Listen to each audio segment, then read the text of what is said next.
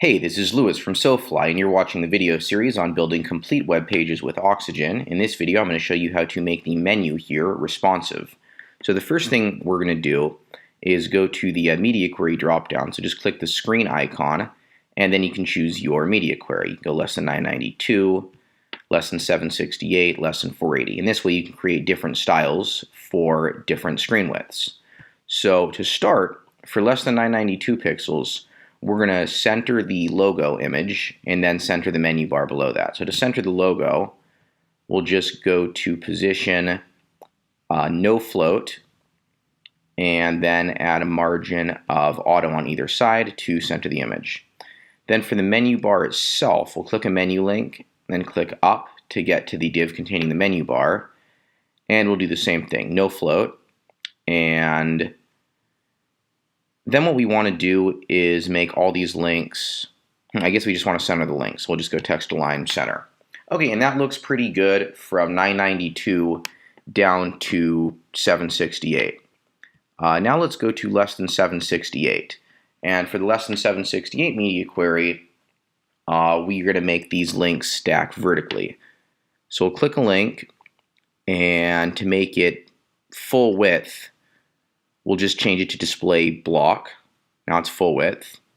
And then we'll do the same thing for the sign up button and login button. And there's some margin that's being carried over from the desktop media query for the login button. See, if we go to all devices, margin and padding, there's 10 pixels of margin.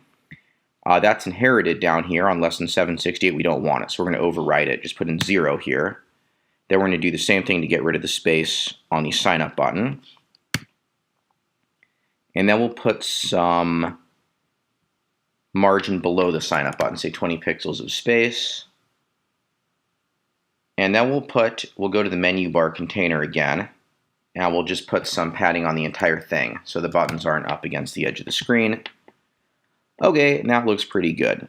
Now what we should probably do is change the text size and get rid of these borders on hover. So we'll go to border, we'll go to hover for the less than 768 media query, and we're just going to set the border to no border.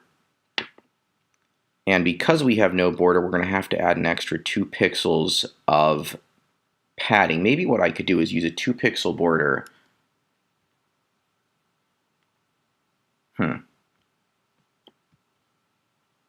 Maybe I'll go to border top, set it to, I'll just make a transparent border, cheating, 2 pixels. Okay, cool, now it won't move on hover. No, it still does move on hover. Why is it moving up 2 pixels on hover?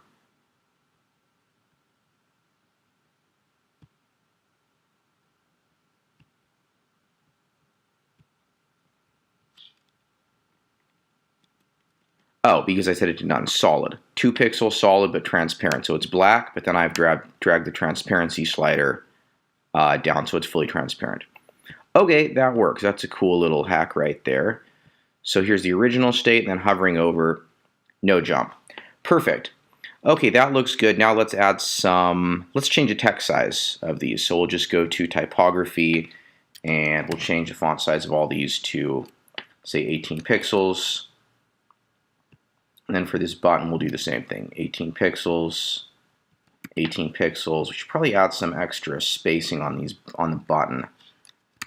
Above and below, let's go with 12 pixel, 13, 14, 15. 16 looks pretty good. We'll use that on the other button as well. Okay, this looks pretty good for a responsive menu. And then we can use this exact same style at 480 as well. That's going to look fine. We don't have to create special styles for 480 pixels. Okay, now that we've done that, what we want to do is add a menu icon so the user can toggle the menu open and shut in responsive mode. So what we're going to do is we're going to set this menu bar to display as a block visible on desktop. And then we're going to change the name of the menu bar to main menu bar. We're going to use that later. So I'm just going to copy that. And then on less than 992 pixels, we'll set the menu bar to be, you know what, I guess we can make it visible on 992. But then less than 768, when it's like this is when we want the menu icon to toggle it. So on less than 768, we'll set the menu bar to display none. Now it's hidden.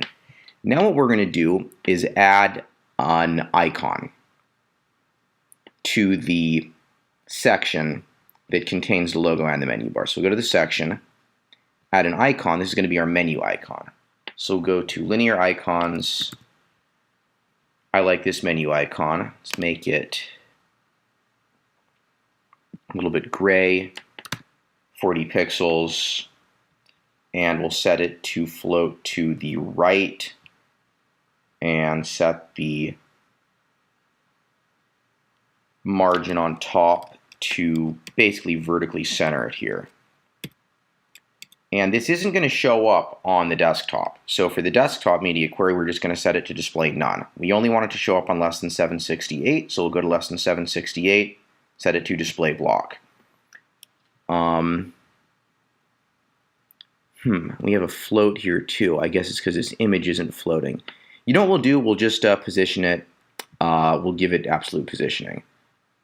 So we'll just go to position size, position, absolute, right, 20 pixels from the right, 20 pixels from the top. And we'll set this section to have relative positioning. That's not right. That doesn't work, does it?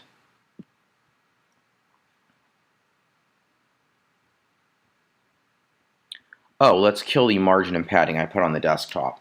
That's what's messing us up. Okay, back to less than 768. And here's the icon.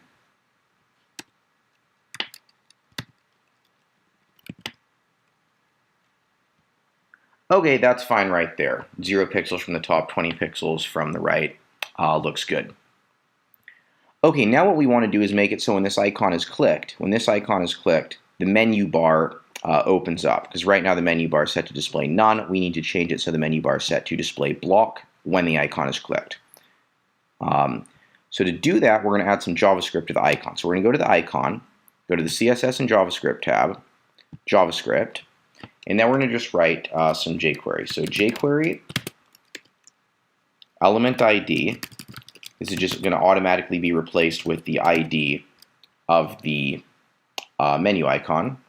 We're going to add the pound sign since it's not added automatically. So when this is clicked, we do function, which is standard jQuery, and then we're going to toggle the main menu bar. So we'll just go jQuery pound sign main menu bar toggle and apply that. And then one other thing we're going to do is set the icon to have a cursor of a pointer. So when you mouse over it, instead of getting this mouse right here, you get the hand icon. So it's a link. So let's save this, and then I'll copy the URL and we'll take a look on the front end to confirm that everything works.